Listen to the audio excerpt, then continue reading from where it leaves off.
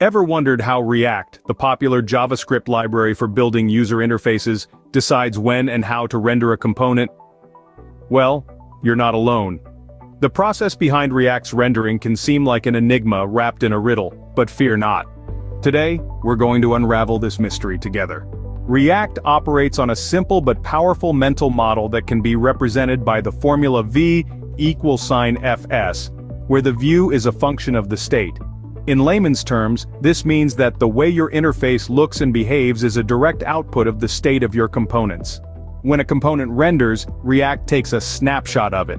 This snapshot captures everything from the component's props and state to its event handlers and the description of its user interface.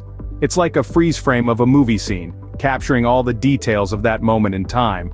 Now, React does not re-render a component on a whim. It only does so when the state of the component changes. Think of it like a chameleon. A chameleon changes its color only when its environment changes, and React re-renders a component only when its state changes.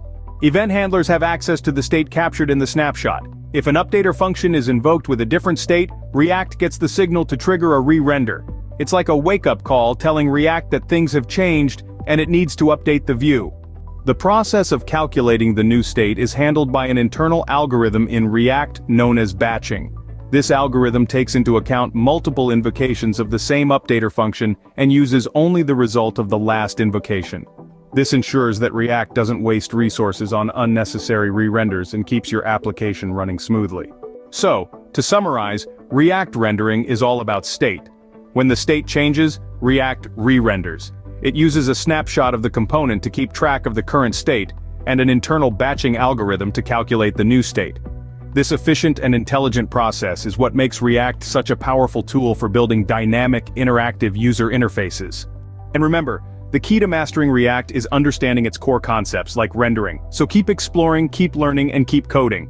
If you found this video helpful, do consider subscribing to Coding with Mr. M for more such content. And don't forget to turn on the notifications bell to stay updated. Until next time, happy coding.